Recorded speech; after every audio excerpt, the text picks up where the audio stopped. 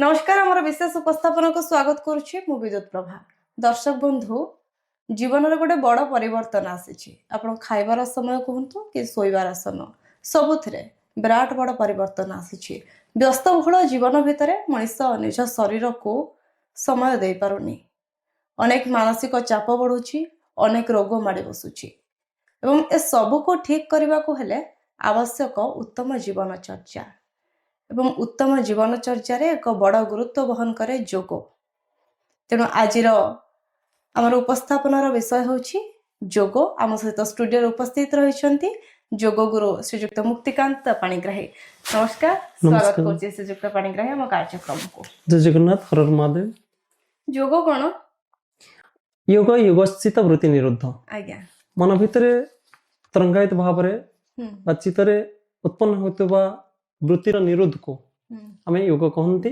आज्ञा यह आभ्यंतरीण एवं बाह्य मार्ग को प्रशस्ति करे एवं व्यक्ति को आत्मा सहित जोड़िया पाई, जीवात्मा और परमात्मा सहित जोड़िया पाई एक सोपान अटे जोंटी बाह्य दृष्टिकोण एवं आभ्यंतरीण दृष्टिकोण रे समदर्शित रहिता है। जोग करबा हम समस्त पई केते जरूरी? दैनंदिन जीवन भितरे जति साधारण भाव रे आमे कहबो तो योग कहले अर्थात सकारात्मक कार्य प्रत्येक घटुवा क्रियाकलाप को नहीं करके आम योग कहते। ता शयन हो पारे, बसिबार क्रिया हो पारे, चलिबार क्रिया, गति करिबार क्रिया हो पारे। दैनंदिन जीवन में आम जहाँ भी किसी करूछंती सब गुड़िक योग भितर जाए, किंतु सहज सरल भाव रे करुवा कर्म को कौशलता पूर्वक करिबा कर्म में आमे कौशलता पूर्वक कर्म करने को योग कह जाए। निहाती भाव में श्रीजुक्त पाणिग्राही आमे अनेक जगार शुणीचु कि योग गुरु माने कहती कि सकाळु उठंती ब्रह्म मुहूर्त रे, प्रातः मुहूर्त रे योग करिवार आवश्यकता रही। योग करिवार उचित समय कोनटा? योगर कोन किछि समय थाए? साधारण भाव में कहवा गले जैव विवर्तनवाद समाज रे यत्र पिंड तत्र ब्रह्मांड कह जाए। एटी सब किछि गणित आधार रे हुए। जदि हाँ गणित आधार रे अर्थात गोटे सबुथिरे गोटे नीति एवं नियम अछि।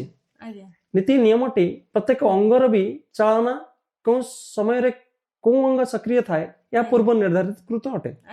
जदि मु कहबी प्राण ऊर्जा विषय रे जहाँ माध्यम रे आमे अदृश्य क्रम रे आमे बंचुचंती जानुचंती कि न जानिले मध्य श्वास प्रश्वास ता भीतर गति करूची, किंतु इनहेल एंड एक्सहेल आमे जो प्रश्वास नेउचंती निश्वास छाड़ुचंती यह भी एक गणित आधार रे घटुची। अर्थात जदि नाकटी एटी अछि, आखिटी एटी अछि, या पूर्व निर्धारित कार रचना फल रे अछि। तो ये सब गणित आधार रे उठिबार उचित समय कोटा केउ समय 3 टारु 5टा कहैछि, 5टा भीतर आमे उठी नबा दरकार। किंतु श्रीजुक्त पाणिग्राही एबे लोक मानकर लाइफस्टाइल बदली जाईछि। एबे लेट नाइट रे लोक घर को फेरुछन्ते ड्यूटी सारी की, केबे केबे सोइला को राती 12टा, राती 1, राती 2टा होछि, 3टा रे उठिबा असंभव, 5टा रे उठिबा असंभव। लोकंकर उठिबार टाइम टा एबे 8टा, 9टा, 10टा, 11टा हो जाईछि। कहबा को गले दैनंदिन जीवन रे दुईटी कारण आमे जदि कहबा विशेष करी अनियमितता, अनियमित दैनंदिन जीवन शैली एवं अनियमित असंयमित जो कर्मर व्यतिक्रम फल रे हमर कोन होची रोग उत्पन्न होची। किंतु किछि व्यक्ति अछंती राति रे सिक्युरिटी रहिबा पय हेले तांको राति जागरण करबा को पड़िबो। किछि इमरजेंसी अछि जोटी किछि व्यावहारिक कर्म रे किछि विपरीत घटना घटिबो, किंतु आमे ताहाको सुस्थ समाज पई आमे ताको जदि उदाहरण रे नबा ताले सब गुडिक पई सब किछि समान नहुए, किछि किछि व्यतिक्रम रहे। किंतु समस्तंक पई राति रे चंद्र आसीबाटा निश्चित, राति रे सूर्य आसीबो नाही। किंतु आमे जदि कृत्रिम रूप रे सूर्य को रखिबा एवं उदाहरण रे नबा कि एवं फिल्मी रे सूर्य देखा जाउची, तो अर्थात सूर्यटी देखिके आमे कहि परिबे राति रे हमको आलोक दबो। किंतु सही बळी भाबरे शरीर भी गोटे निर्दिष्ट मार्ग रे चले। हमर सुस्थ आहार पय जेमिति कहउथली प्राण ऊर्जा रो चालन अनुसार आमे सकाळे उठिबा एवं तापरे केउ कर्म निर्धारित रूप रे करिबा ता निर्दिष्ट। जेमिति आमे पाटी रे ब्रश करबा द्वारा सकाळे तापरे लाळ उत्पन्न हुए, भोजन करंती, प्रातः बेला रे अधिक भोजन करंती, दिन रे कम भोजन करंती, राति रे ताठारु कम संध्या बेले जते सूर्यंकर गति जते निम्नतर हबो एवं चंद्रंकर जते आगमन हबो तो से ସେଠୁ ଆମେ ଭୋଜନ ବି କମ କରି ଦିଅନ୍ତି। ଓକେ, ମାନେ ଆପଣଙ୍କ କହିବା ହିସାବରେ ବ୍ରେକଫାଷ୍ଟ ରେ ସବୁଠୁ ଅଧିକ, ଲଞ୍ଚ ରେ ତାଠୁ କମ, ଡିନର ରେ ଆଜ୍ଞା ଆଜ୍ଞା, ଏହା ହଉଛି ସୁସ୍ଥ କିନ୍ତୁ ତାର ବ୍ୟକ୍ତି। ଉପଯୁକ୍ତ ସମୟ କୋଉଟା? ବ୍ରେକଫାଷ୍ଟ ର ଟାଇମିଂ 7ଟା ରୁ 9ଟା ଭିତରେ ଆଜ୍ଞା ମର୍ଣ୍ଣିଂ ରେ ହୁଁ ଯେତେବେଳେ ଜଠରାଗ୍ନି ପ୍ରଦୀପ୍ତ ଥାଏ, ସୂର୍ଯ୍ୟଙ୍କର ଯେତେବେଳେ ଆଗମନ ହବ, ସୂର୍ଯ୍ୟ ଯେତେ ଊର୍ଦ୍ଧ୍ୱକୁ ଯେତେ ସକ୍ରିୟ ଭାବରେ ରହିବେ, ହୁଁ ତ ତା ଦ୍ୱାରା କଣ ହବ, ଅନ୍ତରଶକ୍ତି ଜାଗରିତ ଘଟିବ ହୁଁ ଏବଂ ଦ୍ୱିପ୍ରହରରେ ହୁଁ ସେତେବେଳେ ଟିକେ ଦୁର୍ବଳ ଆଡକୁ ଯାଏ। ଯେମିତି କି 12ଟା ରୁ 2ଟା ଭିତରେ ଆଉ ଖାଦ୍ୟ 12ଟା ପୂର୍ବରୁ ଦ୍ୱିପ୍ରହରର ଖାଦ୍ୟ ଭୋଜନ ଆମେ କରିନେବା ଦରକାର। ଓକେ ଏବଂ ସନ୍ଧ୍ୟା ବେଳେ ଟିକେ ତାଠାରୁ ପୁରା ସୂର୍ଯ୍ୟୋଦୟ ପୂର୍ବରୁ, ଯେମିତି ବୁଦ୍ଧିଷ୍ଟ ମାନେ ଦେଖିଥିବେ, ଜୈନ ମାନେ ସେମାନେ ବି କଣ କରନ୍ତି ନା ସନ୍ଧ୍ୟା ବେଳେ ଭୋଜନ ସୂର୍ଯ୍ୟ ଅସ୍ତ ପୂର୍ବରୁ ସୂର୍ଯ୍ୟ ଖାଦ୍ୟଟି, ଅସ୍ତ ପରେ ଖାଦ୍ୟ ଗ୍ରହଣ କରିବା ନାହିଁ। ଆଜ୍ଞା, ସୂର୍ଯ୍ୟାସ୍ତ ପୂର୍ବରୁ ଖାଦ୍ୟ ଗ୍ରହଣ କରିନିଅନ୍ତି, କିନ୍ତୁ ତାପରେ ଆଉ କରନ୍ତି ନାହିଁ। ହୁଁ କିନ୍ତୁ ଏହା ସ୍ୱାସ୍ଥ୍ୟପ୍ରଦ ଥିଲା, ସେମାନେ ବହୁତ ଦୀର୍ଘ ଦିନ ଧରି ବଞ୍ଚୁଥିଲେ। ରାତିରେ ଆପଣ ଦେଖିଥିବେ ଶାଗ, କିଛି ଗୁରୁପାକ ଖାଦ୍ୟକୁ ଆମେ ବନ୍ଦ କରନ୍ତି, ହଜମ ହୁଏ ନାହିଁ, ଡାଇଜେସନ ହୁଏ ନାହିଁ। ଏବେ ତ ଦେଖିଥିବେ ସମାଜରେ ବିଭିନ୍ନ ପ୍ରକାର ଡିଜେ ବାଲା ବାମନର ଗାନା ବଜାଦୁ ରାତିରେ ବଜେଇ କରି 12ଟା ପରେ ମଧ୍ୟ ଭୋଜନ କରନ୍ତି। ନିହାତି ତ ଆମେ ଦେଖିବା ସେମାନଙ୍କର କିଡନୀ, ଏବେ ଯୋଉ ଆପଣ ଦେଖୁଥିବେ ସାଧାରଣ ଭାବରେ ଡାଇବେଟିସ୍, କିଡନୀ, ଆଗରୁ ଆମେ କ୍ୟାନ୍ସର ଯଦି ପେସେଣ୍ଟ ଦେଖୁଥିଲେ, କେତେବେଳେ କିଛି ଆକ୍ଟର ଥିବେ, ସେମାନେ କେବଳ ଫିଲ୍ମରେ ଆମେ ଦେଖୁଥିଲେ ଯେ ଆକ୍ଟିଂ ରେ ବାହାରୁଛନ୍ତି, କିନ୍ତୁ ଏବେ ଦୈନନ୍ଦିନ ଜୀବନରେ ଦେଖନ୍ତୁ ନା, ଆପଣ ଯେତେବେଳେ ଦେଖିବେ ପ୍ରତି ଘର ଘରେ ଗାଁରେ ବି ଆପଣଙ୍କର କ୍ୟାନ୍ସର ମିତ୍ର ବାହାରିବେ, ଯେମିତି ଆରୋଗ୍ୟ ମିତ୍ର ବାହାରୁଛନ୍ତି, କୃଷି ମିତ୍ର ବାହାରୁଛନ୍ତି, ଆମର ଅନେକ ମିତ୍ର ବାହାରୁଛନ୍ତି। ତ ସାର୍ ଏଇଠି ଟିକେ ଅଟକେଇବାକୁ ଚାହିଁବି, ଆପଣ କିଡନୀର କଥା କହିଲେ, ଆପଣ କ୍ୟାନ୍ସର କଥା କହିଲେ, ସାର୍ ଏ ସବୁ ଏବେ ଲୋକଙ୍କର ଗୋଟେ କମନ ଜିନିଷ ହେଇଗଲାଣି। ଏବେ ବହୁତ ପେସେଣ୍ଟ କିଡନୀ ରୋଗର ଅଧିକ ପେସେଣ୍ଟ, କ୍ୟାନ୍ସର ଅଧିକ ପେସେଣ୍ଟ, କିନ୍ତୁ ଏତେ ସବୁ ଝାମେଲାକୁ ଝେଲିବା ପରେ ବି ଲୋକ ସୁଧୁରୁ ନାହାନ୍ତି, ଲୋକ ନିଜର ଖାନା ପିନାରେ ମାନେ ଠିକ ଟାଇମ ଆଣୁନାହାନ୍ତି। କିନ୍ତୁ ଯୋଗ, ଜଣେ ଯୋଗ କରିକି ଏସବୁରୁ ମୁକ୍ତି ପାଇପାରିବ କି? ଜଣେ ଯୋଗ କରିକି କ୍ୟାନ୍ସରରୁ ମୁକ୍ତି ପାଇପାରିବ କି? ଜଣେ ଯୋଗ କରିକି କିଡନୀ ରୋଗରୁ ମୁକ୍ତି ପାଇପାରିବ କି? ଏବଂ ଗ୍ୟାଷ୍ଟ୍ରିକ ସମସ୍ୟା, ଡାଇବେଟିସ୍ କଥା ଆପଣ କହିଲେ, ଜଣେ ଯୋଗ କରିକି ଏଥିରୁ ସମାଧାନ ପାଇପାରିବ କି? ଆମେ ସବୁବେଳେ ପ୍ରିଭେନ୍ସନ କିଛି ନିଅନ୍ତି, ଦେଖିଥିବେ ତତ୍କ୍ଷଣାତ ଆପଣ ସରକାରରେ ବହୁତ ଅନେକ ପ୍ରକାର ଯୋଜନା କରନ୍ତି।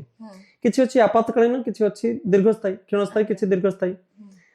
କ୍ଷଣସ୍ଥାୟୀ ଭିତରେ ପ୍ରତ୍ୟେକ ଦିନ ବ୍ୟକ୍ତି ତାର ନିର୍ଦ୍ଧାରଣ କରିବ, ଜୀବିକା ନିର୍ଦ୍ଧାରଣ କରିବ, ଆଜୀବିକା ପାଇଁ କିଛି ସବସିଡି ବା ତାଙ୍କୁ ଜାଗରଣ ପାଇଁ ତାଙ୍କୁ କିଛି ଗିଫ୍ଟ ଦେଇ କରିକି ଆଗକୁ ବଢାନ୍ତି। ସେଭଳିଆ ଶରୀରରେ ଆପଣ ଦେଖିଥିବେ ଯେକୌଣସି ରୋଗ ଆପଣଙ୍କର ଆମ ମାନଙ୍କ ଭିତରେ ଯାହା ବି ଉତ୍ପନ୍ନ ହୁଏ, ସାଧାରଣ ଭାବରେ ଆମେ ଯେତ୍ର ପିଣ୍ଡ ତତ୍ର ବ୍ରହ୍ମାଣ୍ଡକୁ ଯଦି କୁହାଯାଏ, ଶରୀର ଭିତରେ ଯାହା ଘଟେ ବାହାରେ ମଧ୍ୟ ତାହା ଘଟେ। ଯେମିତି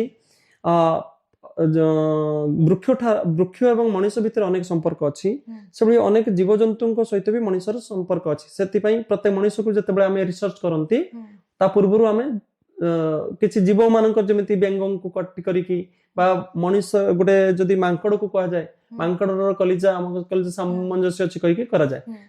ସେଇଭଳି ଯେତେବେଳେ ଆମକୁ ଡାଇବେଟିସ୍ ହୁଏ, ଡାଇବେଟିସ୍ ପାଇଁ ଆମେ ମଣ୍ଡୁକାସନ କରନ୍ତି।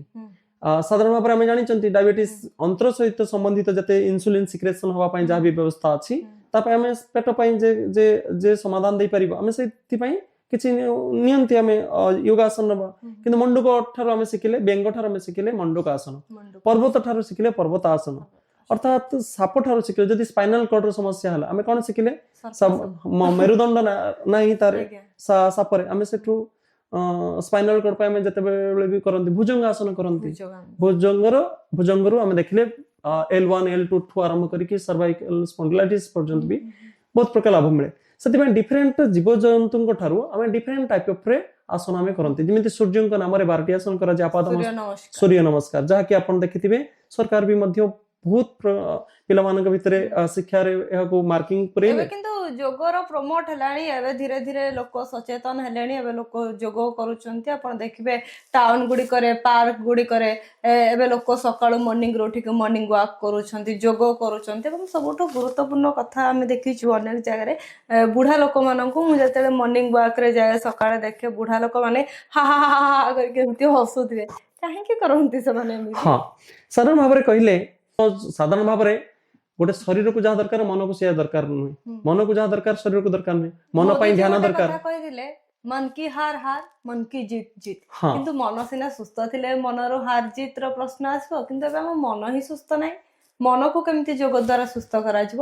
ହଁ, ମୁଁ ସ୍ୱାମୀଜୀଙ୍କ ପାଖରେ ଯେତେବେଳେ ଯାଇକି ପହଞ୍ଚିଲି, देखिली प्रधानमंत्री एते कार्य करूचंती प्रधानमंत्री फोटो भी पतंजलि थाए कहली वास्तविक कोन सतरे से योग करूचंती किंतु देखिली स्ट्रेस रिलीफ पई योगा गोटे बेस्ट स्ट्रेस रिलीफ पई योगा गोटे बेस्ट तरीका थिला जोटी आपण देखिबे जदि मु प्राणायाम करूची प्राणायाम द्वारा ऑक्सीजन लेवल हाई होउची तो प्राणायाम द्वारा ऑक्सीजन लेवल हाई होउची तो आमे ऑटोमेटिक देखि परिबा जदि महर्षि पतंजलि आसी करी कि जम नियम आसन प्राणायाम प्रत्याहार धारणा ध्यान समाधि अष्टांग योग विषय कह जायछि तो तीनोटी सूक्ष्म प्राणायाम गोटे शरीर मन पई आवश्यक आउ किछि शरीर पई आवश्यक जेमिति आसन किछि समय स्थिरता रे बसी परिबा को आसन कह जाय उपविशति इति आसन अर्थात किछि समय निर्दिष्ट भाव स्थिर भाव रहिबा को आसन कह जाय फास्ट जम जम गोटे आंतरिक शौच और गोटे बाह्य शौच गोटे भीतर मन को शौच करिवार व्यवस्था गोटे शौच संतोष तप ईश्वर प्रणिधान नियम कह जाय नियम अर्थात भीतर आभ्यंतरीण मार्ग को शौच करिवा तो परस्पर शरीर एवं मनर शौच परे आसन कथा आसे आसन प्राणायाम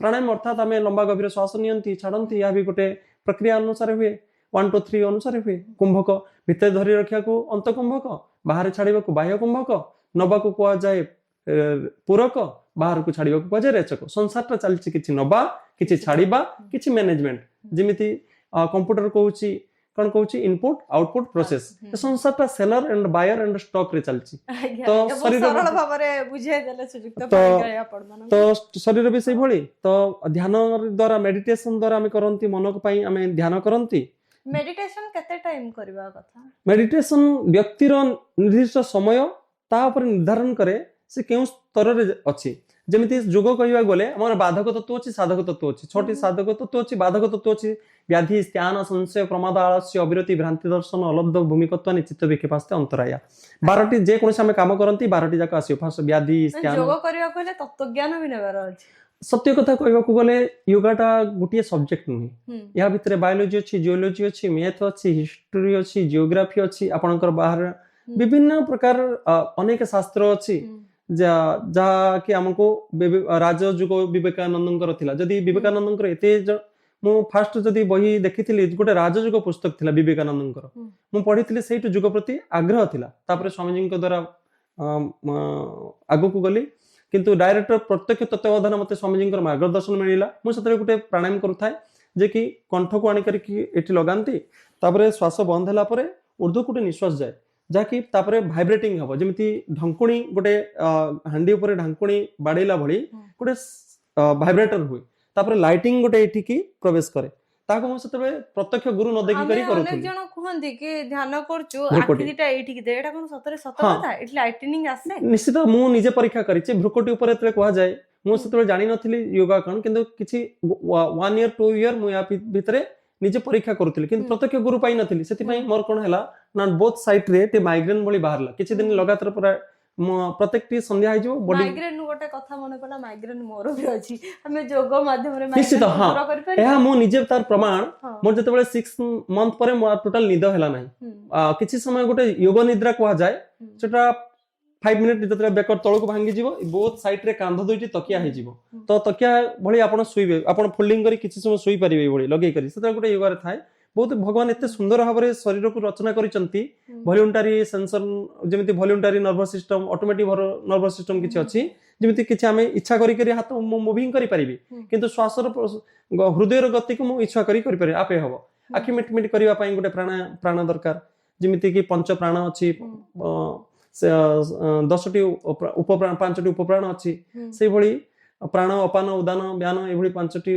प्राण कथा कहा होची तो 33 ट्रिलियन सेल्स कथा कहा होची दिन 33 कोटी देवा देवी कोंती बॉडी भीतर 33 ट्रिलियन सेल्स अछंती जे कि रूपांतरण होचन प्रतिटी कोटे कोष ब्रह्मांडीय तत्व अछि जे कि परिवर्तन करूची तो युक्ताहार विहारस्य युक्ताहार विहारस्य युक्त चेष्टसु कर्मसु कोंती युक्त आहार युक्त विहार युक्त विचार युक्ताहार विहारस्य युक्त चेष्टस्य कर्मसु युक्त स्वप्न बबुधस्य योग भवति दुःखा तो दुःखर निवृत्ति पई या को हमको करा जाय तो सही भली भाबरे कहिया को गले हमें जे कोनोसी कार्य करंती ता पई हमें निश्चित भाबरे पूर्व निर्धारित कृत भाबरे हमें किछि विद्या अध्ययन करंती तापर अनुभव रे नियंती अनुभवी मनुष्य ही कहि पारे केउथरे लाभ अछि क्षति अछि तो माइग्रेशन गोटे एमिति ए जेमिति कोनती प्रत्येक दिन हमें घियो नियंती प्राणायाम गोटे एमिति ए प्राणायाम कथा कहउथली आपण निरंतर अनुलोम विलोम प्राणायाम करंतु कंटिन्यू अनुलोम विलोम माने जोटा कहउछन spinal cord should be straight रखिबा स्पाइनल कॉर्ड सीधा रखिबा ସୁଖାସନରେ ବସିବା ବା ପଦ୍ମାସନରେ ବସିବା, ଯେକୌଣସି ସରଳକୃତ ଆସନରେ ବସି ପାରିବା ବା ସିଦ୍ଧାସନରେ ବସିବା। ଡାହାଣ ହାତକୁ ବୁଢା ଆଙ୍ଗୁଠି ନେଇକରି ଡାହାଣ ନାକ ପାଖରେ ରଖିବା, ବାମ ନାକରେ ଲମ୍ବା ଭାବରେ ଶ୍ୱାସ ନେବା।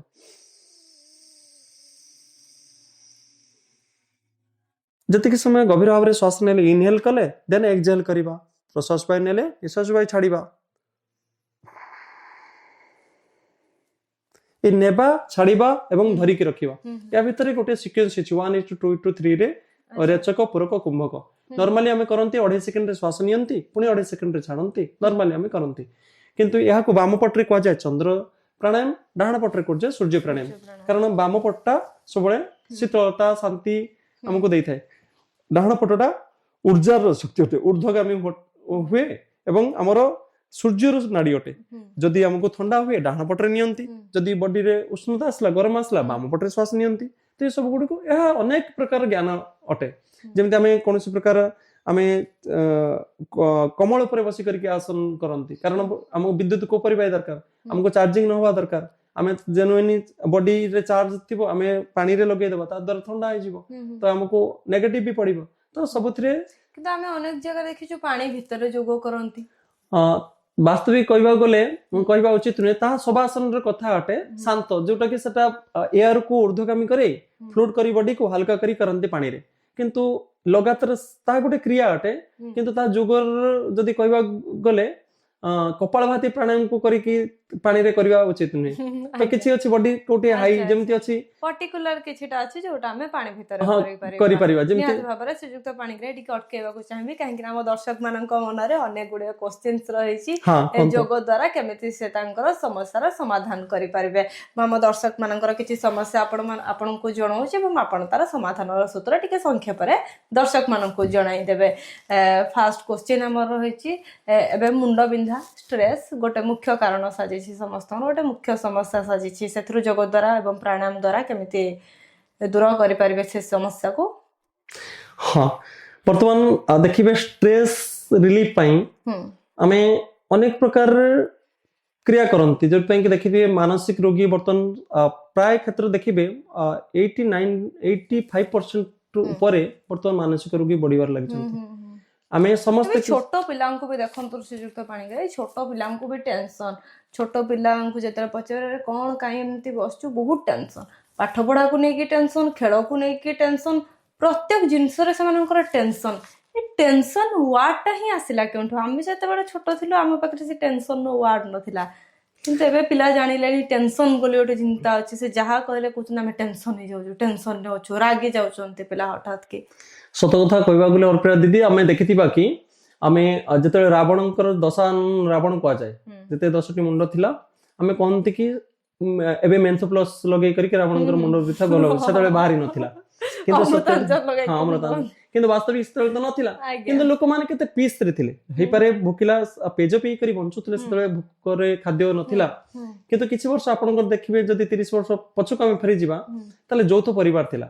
ଯୌଥ ପରିବାରରେ ଲୋକମାନେ ପରିଶ୍ରମ କରୁଥିଲେ, ଭୋକ ଲାଗୁଥିଲା ଠିକ ସମୟରେ, ଆସୁଥିଲେ, ଖାଉଥିଲେ, ଦୈନନ୍ଦିନ ଜୀବନରେ ନିତ୍ୟ କର୍ମ ଠିକ ଥିଲା, ଯେ ସକାଳୁ ଉଠିବା, ବିଛଣା ତ୍ୟାଗ କରିବାଠୁ ଶୋଇବା ପର୍ଯ୍ୟନ୍ତ, ଆସିକି ଖେଳକୁଦ ଥିଲା ଗାଁରେ। କେତେ ଆମର ଭାରତୀୟ ଋଷି ପରମ୍ପରାକୃତ ଜ୍ଞାନ ଅନୁସାରେ କେତେ ଖେଳ ଥିଲା, ଆମେ ସେତେବେଳେ ଖେଳରେ ବ୍ୟସ୍ତ ଥିଲୁ। ବର୍ତ୍ତମାନ ପ୍ରାୟ ଲୋକଙ୍କ ଘରେ ମୋବାଇଲ ରେଡିଏସନ ଏତେ ନେଗେଟିଭ ପ୍ରଭାବ ପଡୁଛି, ଚିଡଚିଡା ବ୍ୟକ୍ତି ହେଇଯାଉଛନ୍ତି। ତ ତା ସହିତ କାମର ଏତେ ବୁଝ, ବର୍ତ୍ତମାନ ଟାର୍ଗେଟ ୱାଇଜ ୱାର୍କ ରହୁଛି, ସମସ୍ତଙ୍କ ଭିତରେ ଟାର୍ଗେଟ ୱାଇଜ କମ୍ପିଟିସନ ମାର୍କେଟ, ଆମେ ସମସ୍ତେ ଅଗ୍ରଗାମୀ ଆଗକୁ ବଢିବାକୁ ଚାହୁଁଛନ୍ତି, କିନ୍ତୁ ଅଭ୍ୟୁଦୟ ନିଶ୍ଚୟ ସିଦ୍ଧି କୁହାଯାଉଛି। ସବୁକୁ କିନ୍ତୁ କରିବାକୁ ପଡିବ, ଟାର୍ଗେଟ ଦେଇଥିବା ଆମର ଡେଡଲାଇନ କୁ ଆମକୁ ଫଲୋ କରିକି ଆମକୁ ଆମ କାମ ନିର୍ଦ୍ଦିଷ୍ଟ ସମୟରେ ସାରିବାକୁ ପଡିବ। ମୋବାଇଲରେ ଏବେ ସବୁ କାମ ହଉଛି, ମୋବାଇଲ ନ ଦେଖିଲେ ହବନି। କିନ୍ତୁ ଆପଣ ଟିକେ ସଂକ୍ଷେପରେ କହିଦିଅନ୍ତୁ କି ଯୋଗ ମାଧ୍ୟମରେ ଏଥିରୁ କେମିତି କହୁଛି, ଆପଣ ତାକୁ ସେ ହିଁ କହୁଛି, ଆପଣ ତ ଛାଡିକରି ଆମେ ବଞ୍ଚି ପାରିବା ନାହିଁ, କାରଣ ଡେ ଟୁ ଡେ ଲାଇଫରେ ଆମ ସମସ୍ତଙ୍କ ପାଇଁ ଆବଶ୍ୟକ ଅଛି ସବୁ ଗୁଡିକ। ମୋବାଇଲ ବି ଧରିବା, ତା ସହିତ ଆମେ କିନ୍ତୁ ଯେତେବେଳେ ଦେଖିବେ ମାଇଗ୍ରେସନ ଅତ୍ୟଧିକ ହେଇଗଲେ କିଛି ସମୟ ଅଛି ମୋବାଇଲରୁ ଛାଡିକରି ବଞ୍ଚିବାକୁ ପଡିବ। ଆମେ ଯଦି ପ୍ରତ୍ୟାହାର କହୁଛୁ, ମୁଁ ଯେତେ କହୁଥିଲି ଛାଡୁଥିଲି, ଆମେ କହୁଥିଲି ଆସନ ପ୍ରାଣାୟାମ, ତାପରେ ପ୍ରତ୍ୟାହାର ରଖାଯାଇଛି, କିଛି ସମୟ ସ୍କିପ୍ ଇଗ୍ନୋର କରିବା ଦରକାର। ମାର୍କେଟ ଅନେକ ପ୍ରକାର ଯିବ ଆପଣଙ୍କୁ ମିଳିବେ, ଆପଣଙ୍କୁ କିନ୍ତୁ କିଛି ଲୋକ ପ୍ରେସ ଦବା ପାଇଁ ଆସେ, ପ୍ରେସରରେ ଡାଉନ କରିବା ପାଇଁ ଚାହିଁବେ, ତ ଆପଣ ଇଗ୍ନୋର କରିକି ଛାଡିକରି କିଛି ବଞ୍ଚିବା ପାଇଁ ପଡିବ। ସେଭଳି ଆମର ଫାର୍ଷ୍ଟ ନିର୍ଦ୍ଧାରଣ କରିବା ଦରକାର मोर शक्ति एतिक अछि मुई शक्तिर उपयोगिता एतिक समय भितर करिवि आमे सब बेले देखिथिबा गोटे हमको दिया हिथिबो गोटे घंटा आमे ता भितरे से अनुसार हमको सारी 45 मिनिट र क्लास थाए तापरे जदी अधिक आमे कथा होंती हमर माइंड ऊपर प्रेशर पड़े सेति पई गोटे सब्जेक्ट क्लास रे चेंज कर दिया जाय माइंड को सेति पई कहउतले हाइपोथैलेमस ठु आरंभ करके हम मस्तिष्क करे डिफरेंट टाइप ऑफ रे हमर अछि जे कि हमको संज्ञान दिए जदी हमर अधिक प्रेस हे जाय तो अधिक तापरे प्रेशर पड़े तो ता सहित माइंड कोन करिवो ताको फ्लाइट एंड फाइट मोड गोटे अछि से ताको रिफ्लेक्ट करिवो आपनकर देखिबे आमे सेति पई टिके पागल भଳି भी व्यवस्था हुए जे व्यक्ति जते सिजोफोनिया से निद हुए नाही जो मानकर लक्षाधिक टंकार बेड अछि किंतु निद नाही भोजन अनेक अछि किंतु डाइजेशन नाही what I learn that was not better what I gain that was better आमे ताप सेही भଳି आमे what we eat that was not better what we digestion आमे केते डाइजेशन करि परचंती हाउ मेनी वी डाइजेशन तो आमे खाद्य केते ग्रहण कले ता गुरुत्वपूर्ण नुहे गुरुत्वपूर्ण होचे आमे केते पाचन करि पाले सेटा होची बड मु घियो खाइली किंतु पाचन करि पाले नै ता सहित पत्र करि रहबी मु खाद्य जदी मोर घियोटी बाहरे मळ रे पळी गला ताले शरीर ग्रहण हो नै तो शरीर केते ग्रहण करूची शरीर ऑब्जर्व केते करि पारुची डिजॉल्व केते करि पारुची दुटी कथा आमे ताको ग्रहण करिबा एवं ताको आउट करिबा पई प्रोसेस रहबा दरकार ता सहित शरीर ठीक ठाक पानी पीले बर्तन किडनी समस्या जल बहुल सृष्टि जल बिहुन सृष्टि पानी पीबा ठीक नहीं कारी तो ता पई किडनी बहुत अफेक्ट होची बाहर रो तैल खाद्य तैल रे एते प्रकार डुप्लीकेट वर्तमान मार्केट रे अछि ताको आमे तो निजे चाष करि परिबा नै तो ता पर डिपेंडेंट होबा ता सहित किडनी भी खराब रहइबो ए भली माइग्रेन आपण देखिथिबे मेंटल इलनेस पई आमे जते सब क्रिया करूचंती किछि समय ध्यान समस्त पई प्रयोज्य किछि समय करिबा दरकार एवं निज भितरे निज को ऑब्जर्व करिया पई किछि समय स्थिर रही करी पूरा फ्रीक्वेंटली आमे कांस्टेंट बसी करी केबे आमे प्राण ऊपर देखिबा कि प्राण हम शरीर भितर आसुची प्राण जाउची कुंडलिनी ए साकारे कोठु नाभि पर्यंत केमिति मूविंग करी पुनी ऊर्ध्व को जाउची श्वास को ऑब्जर्वेशन कले धीरे धीरे कोन हबो आम भितर क्रिया जो ऊर्ध्वगामी थिबो सामान्यतम हे जिवो हमर जो रोगर निर्धारण पय हम कहउचंती हार्मोन्स इम्बैलेंस रो बैलेंस करिबा बा हार्मोन असमन्वित को ये गोटे मुख्य समस्या रहिछि लोकंकर एबे देखबे कंसीव फाइन की पीसीओएस बा होछि हां पीसीओडी पीसीएस विभिन्न प्रकार डिसऑर्डर आपनकर कंसीव करियार प्रॉब्लम होछि केउ आसन करिवे केउ प्राणायाम करिवे टिके बतै देबे दर्शक मानन को हां मु एहा कहउथली जेमिति मेंटल डिसऑर्डर पय हमें ध्यान करूथले सेति पई हमें ए सब करिया पई कोन हो हार्मोन्स इम्बैलेंस रहउछि hormones imbalance more than pressure genetic causes भी पारे डायबिटीज बापा मां को थले भी हुए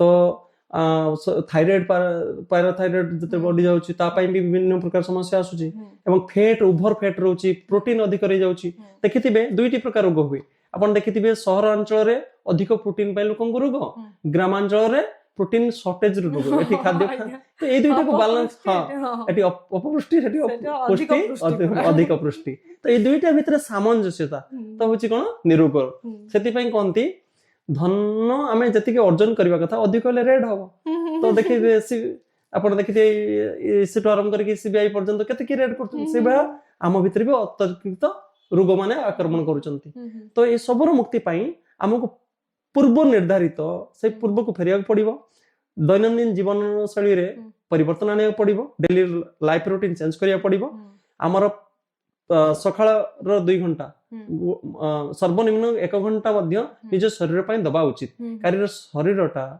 आमे सुस्थ रहिले तो किछि कार्य करिबा जदि शरीर दुर्बल हे जिवो आमे ताले कोन करिबा जदि हमको ठंडा ठु आरंभ करके आपण देखिथिबे ठंडा आगरु बिलरे 8 घंटा पसी करी काम करथले एबे 2 घंटा गला लोक ठंडा जाउछि तो सेतिर मुक्ति पई हमको प्रिकॉशन वर्क पड़िबो जेमिति आमे शरीरटा को आमे जो भले दबा आराम जते दबा सते कोन हबो रोगिणा हे जिवो आमे ताकू काम जदि ताकू आमे एते घंटा काम करूचंती तार विश्राम रो जानिबा दरकार आमे एई समय रे विश्राम करिबा एई समय रे कार्य करिबा एई समय रे खाद्य खाइबा या को पुनर् हमको पूर्व को फेरिया को पड़िबो कोट ना कोटी एबे किंतु लोक बेसी आयुर्वेद ऊपर टिके टिके विश्वास करलेनी किंतु लोक एलोपैथी को बेसी विश्वास करचंदी लोक भाबुचंदी देह को रोग आसिला हमें मेडिसिन इंटेक करनेबा हमें सुस्थ होई जिबा हमें काहे के टाइम देकी योगा करबा हमें काहे के टाइम देकी प्राणायाम करबा जदी सत कथा कहबे दी आपण आमे माने आगरु देखिछु जदी कि आमे गां गां रे आगरु रोगी माने डॉक्टर माने झूला नै करी के वैद्य माने राजन घर को जाउतले ତ ସେତେବେଳେ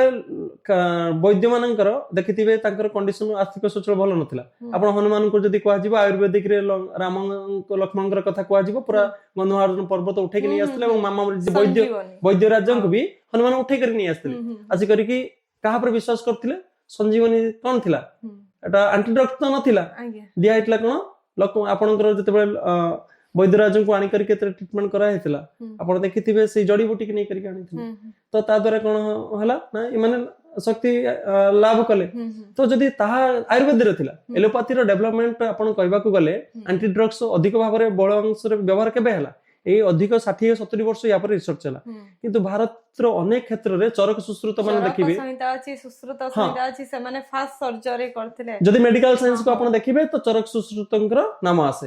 ତ ଚରକ ସୁଶ୍ରୁତ ଏତେ ଜ୍ଞାନୀ ଥିଲେ ଯେ କି ପ୍ରଥମେ ବି ଆପଣ ଦେଖିଥିବେ ଚରକଙ୍କର ସଂଗୀତାରେ ଜଣଙ୍କର ଆପଣ ଦେଖିଥିବେ ଇଂଲଣ୍ଡର ଆମର ଗୋଟେ ତା ଭିତରେ ଭଲ ଟପିକ ଅଛି ଯେ ନାକ ଜଣେ ରାଜା ଆମକୁ ଆଗରୁ ଦଣ୍ଡ ଦଉଥିଲେ, ଯେତେବେଳେ ନାକ କାଟି ଦଉଥିଲେ, ଚୋରି କରୁଥିଲେ, କିନ୍ତୁ ନାକକୁ ସେ ସର୍ଜରୀ କରିକି, ହଁ ଯେ ସାଉଥର ଜଣେ ବ୍ୟକ୍ତି, ହଁ ତ ସର୍ଜରୀ ତାଙ୍କୁ ସେଇଠୁ ଯାଇ କରିକି ଜଣେ ଇଂଲଣ୍ଡର ପାର୍ଲାମେଣ୍ଟରେ ଜଣେ ଘୋଷଣା କରୁଛନ୍ତି ଯେ ଆମର ଜଣେ ମୁଚିବାଲା ଜଣେ ନାକକୁ ଯୋଡି କରି ଟାୟାର ଯୋଉଭଳିଆ ସିଲେଇ କରନ୍ତି, ସିଏ ମୋର ନାକକୁ ଯୋଡି କରି ଏଭଳି ପୁନର୍ବାର ଏଇଭଳି କରିଦେଲା।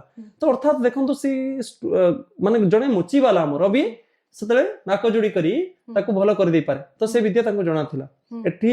କିନ୍ତୁ ତାହାକୁ ତାପରେ କଣ କଲେ ସେମାନେ, ବାହାର ଦେଶରେ କଣ କରାଯାଏ ନା ତାକୁ ଗୋଟେ ପ୍ରୋଜେକ୍ଟ ବନେଇ କରିକି ତାକୁ ସେଲିଂ କରାଯାଏ। ତ ତା ଦ୍ୱାରା ସେମାନେ ମେଡିକାଲ ସାଇନ୍ସକୁ ବି ଡେଭଲପମେଣ୍ଟ କଲେ। କିନ୍ତୁ ମେଡିକାଲ ସାଇନ୍ସ କହିବାକୁ ଗଲେ ଆମର ତ ଶହ ହଜାର ଯଦି 1.96 କରୋଡ଼ 8,22,000 ବର୍ଷର ଆମର ପୃଥିବୀ କୁହାଯାଉଛି, ଏଠି କେତେ ରିସର୍ଚ୍ଚ ହେଇଥିବ।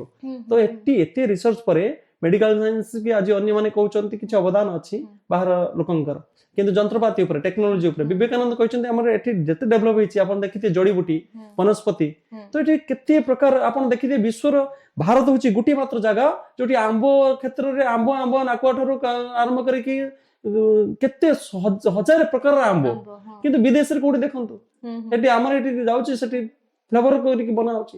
ତ ଆପଣ ଦେଖିବେ ଖଟାରେ ଲକ୍ଷ ପ୍ରକାର ଖଟା, ଆଚାର ସେଇ ବରକୋଳିର କେତେ ଡିଫରେଣ୍ଟ ଟାଇପ, ନାଡକୋଳିରେ କେତେ ଡିଫରେଣ୍ଟ, ଯାହା ନାହିଁ ଭାରତ ତାହା ନାହିଁ।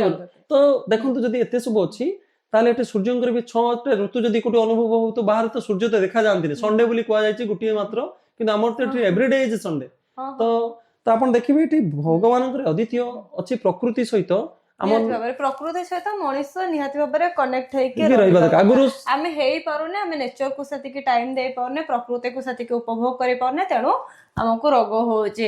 ଶ୍ରୀଯୁକ୍ତ ପାଣିଗ୍ରାହୀ, ଆହୁରି ଆଲୋଚନା କରିବାକୁ ଇଚ୍ଛା ଅଛି, ଦର୍ଶକ ମାନଙ୍କ ମନରେ ଆହୁରି ଅନେକ ଗୁଡିଏ କ୍ୱେଶ୍ଚିନ୍ସ ଥିବ, କିନ୍ତୁ ସମୟର ଇଙ୍ଗିତ, ଆମକୁ କାର୍ଯ୍ୟକ୍ରମକୁ ସାରିବାକୁ ପଡିବ। ତା ପୂର୍ବରୁ ଆପଣ କିଛିଟା ପ୍ରାଣାୟାମ ଆମ ଦର୍ଶକ ମାନଙ୍କୁ ବତାଇ ଦେବେ। ୟୋଗା ତ କରିବା ପସିବଲ ନୁହଁ ଷ୍ଟୁଡିଓ ଭିତରେ, କିଛିଟା ପ୍ରାଣାୟାମ ଆମ ଦର୍ଶକ ମାନଙ୍କୁ ଏଠି ବସିକରି ବତାଇ ବର୍ତ୍ତମାନ ସିଧା ଭାବରେ କହିବାକୁ ଗଲେ ଏଠି ପ୍ରତ୍ୟେକ ବ୍ୟକ୍ତିଙ୍କ ପାଇଁ ଭିନ୍ନ ଭିନ୍ନ ଆସନ ଅଛି। ଯେମିତି କିଛି ବାର୍ଦ୍ଧକ୍ୟ ପାଇଁ ସେମାନେ ହାଡ଼ ଆସନ ତ କରିପାରିବେ ନାହିଁ, କିନ୍ତୁ ସେଥିପାଇଁ ସୂକ୍ଷ୍ମ ପ୍ରାଣାୟାମ ଦରକାର। ଯେମିତି ବର୍ତ୍ତମାନ ଦେଖା ଯାଉଥିବ ସର୍ଭାଇକାଲ ସ୍ପଣ୍ଡିଲାଇଟିସ୍, ବହୁତ ଲୋକଙ୍କର ମୋବାଇଲକୁ ତଳକୁ ଝୁଙ୍କି କରି ରହିବା ବା ବେଡ ପୋଶ୍ଚର, ଏସବୁ ଭିତରେ କଣ ଆସୁଛି ନା ରୋଗର ବ୍ୟାକ୍ ପେନ୍ ହଉଛି,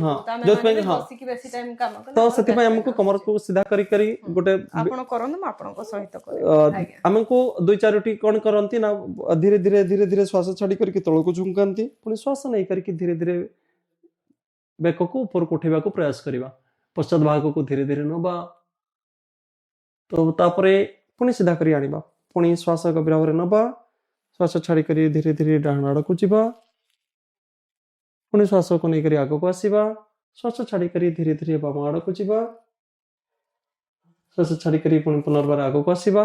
ଏହାପରେ ବେକକୁ ଝୁଙ୍କେଇ କରି ଶ୍ୱାସ ଛାଡିକରି ଧୀରେ ଧୀରେ କାନ୍ଧକୁ ଲଗେଇବାର ପ୍ରୟାସ କରିବା, ପୁଣି ଶ୍ୱାସ ଛାଡିକରି ଧୀରେ ଧୀରେ ଉପରକୁ ଆସିବା, ପୁଣି ପ୍ରଶ୍ୱାସ ନବା, ନିଶ୍ୱାସ ଛାଡିକରି ଧୀରେ ଧୀରେ ବାମ ଆଡକୁ ଆସିବା, ପୁଣି ଧୀରେ ଧୀରେ ପ୍ରଶ୍ୱାସ ନେଇକରି ସିଧା ରହିବା। ଏଭଳି ପୁଣି ଧୀରେ ଧୀରେ ବିପରୀତ ବାମରୁ ଡାହାଣ ଆଡକୁ ଥରେ ଥରେ ମୁଡିବାର ପ୍ରୟାସ କରିବା, ପୁଣି ବିପରୀତ ବାମରୁ ଡାହାଣ ଆଡକୁ ଧୀରେ ଧୀରେ ପ୍ରଶ୍ୱାସ ଏଟା ହେଡ ରୋଟେସନ କରାଯାଏ। ତାପରେ ବି ମଧ୍ୟ ଏଠି ଆମେ ଗୋମୁଖାସନ ବି କରିପାରିବା। ବସିକରି ଗୋଟେ ଗୋମୁଖାସନ ଅଛି, ଦେଖି ଗୋମୁଖାସନ ବାମ ପାଦ ଉପରେ ବସିକରି ଡାହାଣ ପାଦ ତଳେ ବସିବାକୁ ପଡିବ, ଉର୍ଦ୍ଧ୍ୱରେ ବସିକରି ବାମ ହାତ ଯେଉଁ ପାଦ ଉପରେ ରହିବ ସେ ହାତ ପଛ ଭାଗକୁ ନବା, ଡାହାଣ ହାତକୁ ନେଇକରି ଉର୍ଦ୍ଧ୍ୱ ଭାଗକୁ ଯିବା ଏବଂ ଦୁଇଟି ହାତକୁ ଛନ୍ଦି କରି ରଖିବା।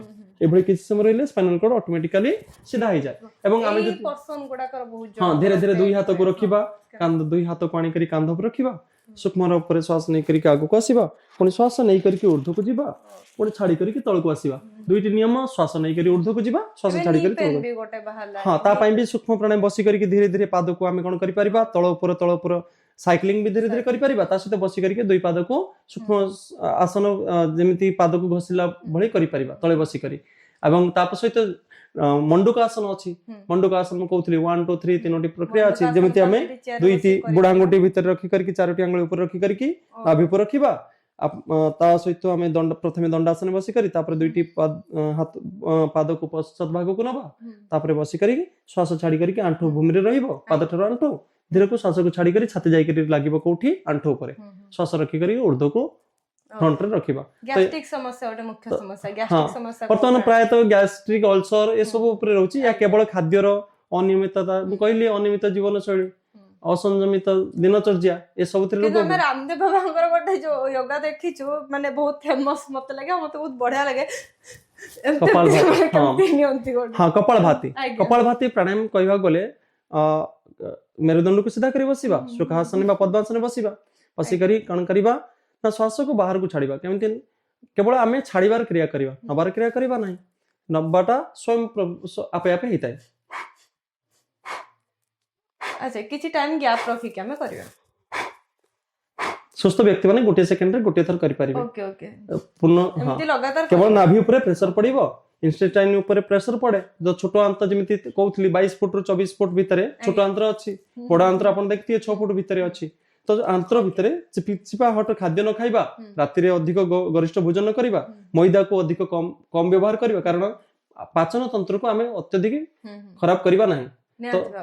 ଦର୍ଶକ ମାନଙ୍କ ମନରେ ଆଉ ଗୋଟେ ମଧ୍ୟ କ୍ୱେଶ୍ଚନ ରହିଛି, ଗ୍ୟାଷ୍ଟ୍ରିକ ର ମୁଖ୍ୟ ସମସ୍ୟା କରେ ଝିଅ ମାନଙ୍କ ପାଇଁ କେବେ ମୁଖ୍ୟ ସମସ୍ୟା ପିସିଓଡି ଏବଂ ଫର୍ଟିଲିଟି ତାଙ୍କର।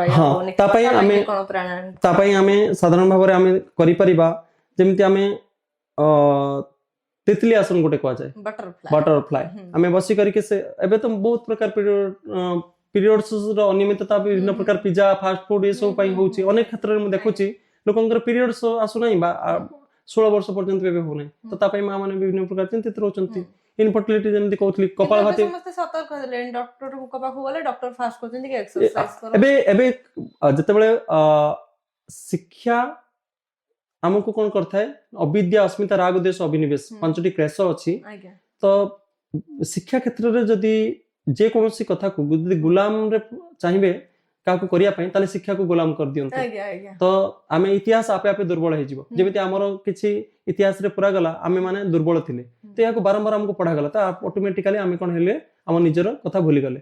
ଯେମିତି ହନୁମାନ ଯେତେବେଳେ ଯୁଦ୍ଧ ସମୟରେ ଯେତେବେଳେ ଲକ୍ଷ୍ମଣଙ୍କର ସ୍ଥିତି ଏଇଭଳି ପଡିଥିବେ ଶକ୍ତିଭେଦ ହେଇକରି, ତାଙ୍କର ଶକ୍ତି ବିଷୟରେ ଜ୍ଞାନ ନଥିଲା। କିନ୍ତୁ ଯେତେବେଳେ କୁହାଗଲା ଯେ ଜାମ୍ବବାନ କହିଲେ ଯେ ତୁମେ ଏଇଭଳି ଶକ୍ତି ଆଶୀର୍ବାଦ ପାଇଥିଲ, ତୁମର ଏଇଭଳି ଥିଲା, ତୁମେ ଉଡି ପାରିବ, ତାପରେ ଉଡିଲେ। ତ ଅର୍ଥାତ ଆମ ନିଜ ନିଜର ଶକ୍ତି ଆମେ ଭୁଲି ଯାଆନ୍ତି। ତ ଯୋଉଥିପାଇଁ ଆମେ ବିସ୍ମରଣ ଘଟେ। କିନ୍ତୁ ମଣିଷ ହଉଛି ଅନାଦି କାଳରୁ ଆସୁଛି, ୟା ଭିତରେ ପରମାତ୍ମାଙ୍କର ନିବାସ ଅଟେ। ଯେତେବେଳେ ସମଷ୍ଟି ସହିତ ବ୍ୟଷ୍ଟିର ସମନ୍ୱୟତାକୁ ଯୋଡି ଦିଆଯାଏ ଏବଂ ସେବା ଏବଂ ତ୍ୟାଗକୁ ଯେତେବେଳେ ଧରି ଦିଆଯାଏ, ତାହେଲେ ବ୍ୟକ୍ତି ଅନ୍ୟ ପାଇଁ ବଞ୍ଚିବା ପାଇଁ ପ୍ରୟାସ କରିବ। ଏବଂ ଯେତେବେଳେ ତ୍ୟାଗ କରିବ, ସେତେବେଳେ ସୁଖ ତାକୁ ଆପେ ମିଳିବ। ଯଦି ଧରି କରି ରଖିବାକୁ ଆମେ ପ୍ରୟାସ କରିବା, ତାହେଲେ କଣ ହବ ନା ଆବର୍ଜନା ରହିବ। ଯୋଉଥିପାଇଁ କି ନିଜ ପେଟ ଭିତରେ ଶିବାଳୟ, ଏ ଦେବାଳୟ, ଶରୀର ଦେବାଳୟ ଅଟେ, ଶିବାଳୟ ଅଟେ।